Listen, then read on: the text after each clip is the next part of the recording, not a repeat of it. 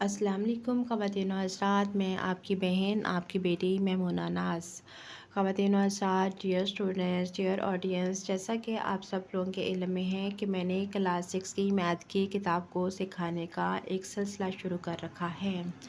और इसी सिलसिले में जो क्लास 6 की मैथ की किताब उसका डोमेन नंबर 1 मैंने स्टार्ट किया हुआ है और इस डोमेन का नाम है आदाद और अवामल। और इसी डोमेन नंबर 1 की सब डोमेन है, उसका नंबर है 1 और इस सब डोमेन का नाम है आद और आसाफ।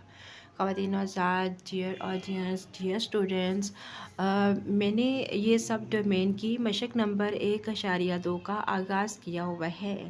ख़वातीन हज़रात, जैसा कि आपके नॉलेज में है कि मशक नंबर 1.2 का सवाल नंबर 1 उसका सलूशन मैं पहले से दे चुकी हुई हूँ। आज हम लोगों ने स्टार्ट करना है सवाल नंबर 2।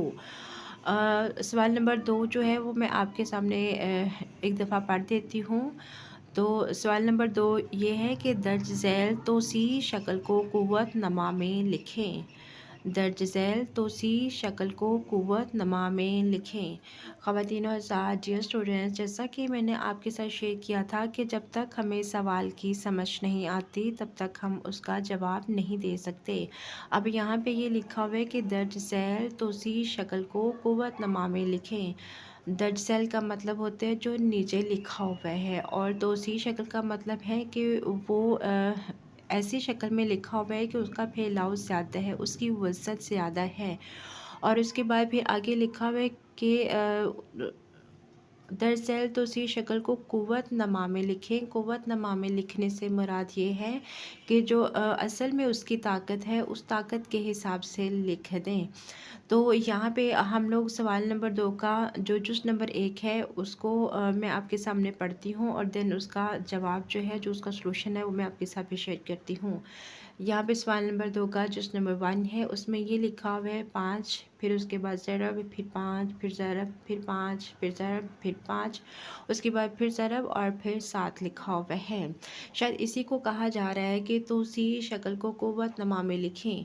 मतलब ये जो 5-5 लिखा हुआ है ये 4 दफ़ा लिखा हुआ है, और उसके बाद जो 7 लिखा हुआ है वो सिर्फ एक ही दफ़ा लिखा हुआ है। अब यहाँ पे इसके सलूशन की तरफ आते हैं। इसके सलूशन में क्या है कि सबसे पहले हमने 5 को छोटी ब्रैकेट में कर लेना है, और उसके बाद फिर ऊपर ये वाला जो पहले वाला 5 है, ये 5 लिखने की बजाय हमने 1 लिख देना है। उसके बाद फिर जमा का साइन लगाना है। उसके बाद ये दूसरे वाला जो 5 है इसको भी 5 लिखने की बजाय 1 यहाँ पे लिख देना है। उसके बाद फिर जमा का निशान हमने लगाना है। उसके बाद ये तीसरे वाला जो 5 है इसको 5 लिखने की बजाय इसको भी 1 यहाँ पे मेंशन कर देना है। और उसके बाद फिर जमा का हम लोगों ने साइन लगाना है, और ये जो आखिरी वाला चौथे वाला 5 है इसको भी 5 लिखने की बजाय 1 यहाँ पे लिख देना है। ये 1-1 क्यों लिखे हैं? अगर हम इसको काउंट करें तो ये कितनी दफ़ा 1 लिखा हुआ है? 1, 2, 3, 4, ये 4 दफ़ा 1-1 लिखा हुआ है। और ऊपर 5 कितने हैं? 1, 2, 3, 4, ये 5 भी इनको भी 4 दफ़ा ही लिखा हुआ है। अब उसके बाद हम लोग आते हैं, यहाँ पे भी ज़रब का निशान लगा हुआ है तो यहाँ पे भी ज़रब का निशान लगाते हैं। उसके बाद 7 लिखते हैं। 7 को ब्रैकेट में लिखना है, तो 7 चूँकि एक ही दफ़ा लिखा हुआ है इसलिए हमने सिर्फ यहाँ पे 1 लिख दिया।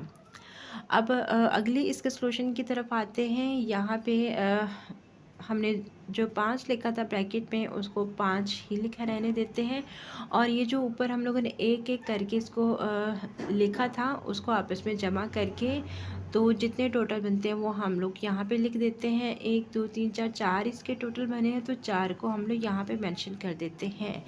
तो अब हम इसको कह सकते हैं कि 5 की ताकत 4, या 5 का कुव्वत नमा जो है वो 4 है।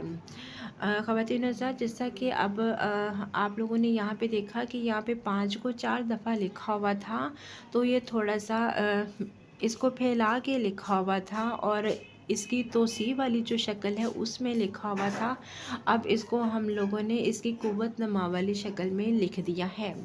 इसका अगला हिस्सा हम लोग हल करते हैं। ज़रब 7 था, यहाँ पे 7 के बाद 1 लिखा हुआ था, तो यहाँ पे ब्रैकेट में ही हमने 7 को रहने दिया और उसके साथ 1 हम लोगों ने मेंशन नहीं किया, क्योंकि 7 जो है ऊपर भी 1 ही लिखा हुआ है, यहाँ पे 1 मेंशन किया है, यहाँ पे 1 मेंशन करें या ना करें उससे कोई फ़र्क नहीं पड़ता, क्योंकि इसका जवाब तो 7 ही रहना है।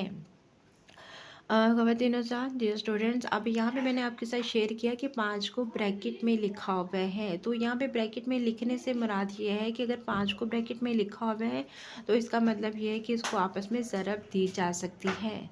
मतलब किसको? 5 और 4 को आपस में ज़रब दी जा सकती है, लेकिन ज़रब आपने इस अंदाज से नहीं देनी कि 5 को 4 के साथ ज़रब दी तो इसका जवाब 20 आ गया। ये कुव्वत नमा का मतलब हरगिज़ ये नहीं होता कि जो ऊपर कुव्वत लिखी हुई है या जो उसकी ताकत लिखी हुई है और उसको ही जो असल वाला डिजिट है उसके साथ आपने मल्टीप्लाई कर देना है, इसका हरगिज़ मतलब ये नहीं होता। बल्कि इसका मतलब ये वाला होता है कि जैसे ये 5 है, इसकी कुव्वत 4 है, तो 5 को 4 दफ़ा 5 5 के साथ ही ज़रब देनी है। और वो कैसे देनी है वो मैं यहाँ पे आपके सामने इसको ज़रब दे के शो कर देती हूँ। 5 को 5 के साथ ज़रब दी तो इसका जवाब 25 आ गया।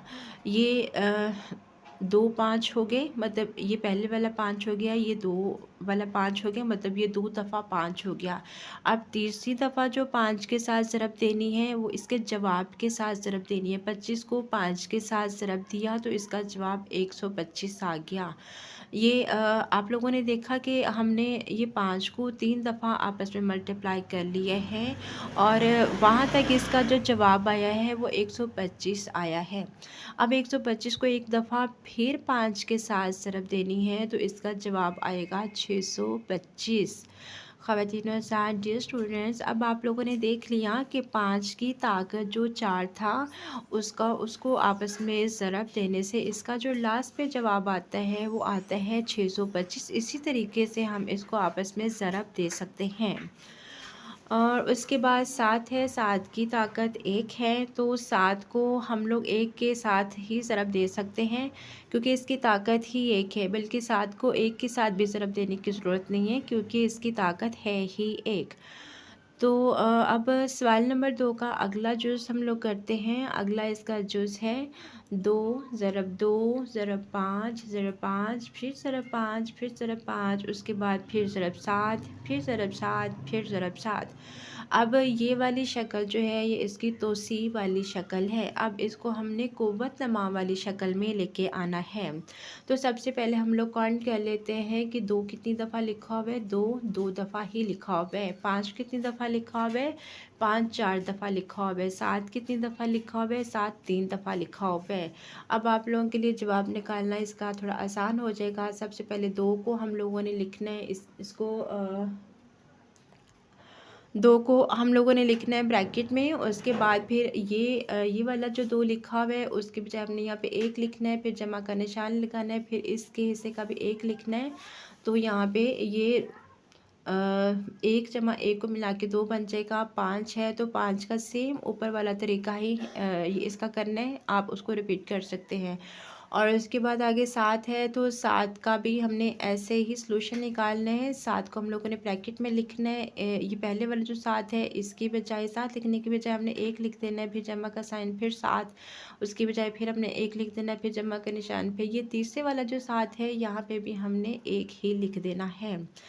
और जब इसके अगले वाले सॉल्यूशन की तरफ हम लोग जाएंगे तो 2 जो है 2 की ताकत 2 बन जाएगी। इनको आपस में जमा करते जाएं, यही इसकी असल में ताकत होती है। 2 की ताकत 2 होगी, 5 की ताकत 4 होगी। अगर आप इसको जमा करेंगे तो ये 4 ही आएगा। और उसके बाद आ जाता है 7, तो 7 की ताकत कितनी होगी? ये ऊपर 1 जमा 1 जमा 1 ये 3 बन गए, तो 7 की ताकत 3 हो गई। ख़वातीन और हज़रात, डियर स्टूडेंट्स, डियर ऑडियंस, मुझे उम्मीद है कि आपको सवाल नंबर 2 की समझ आ गई होगी।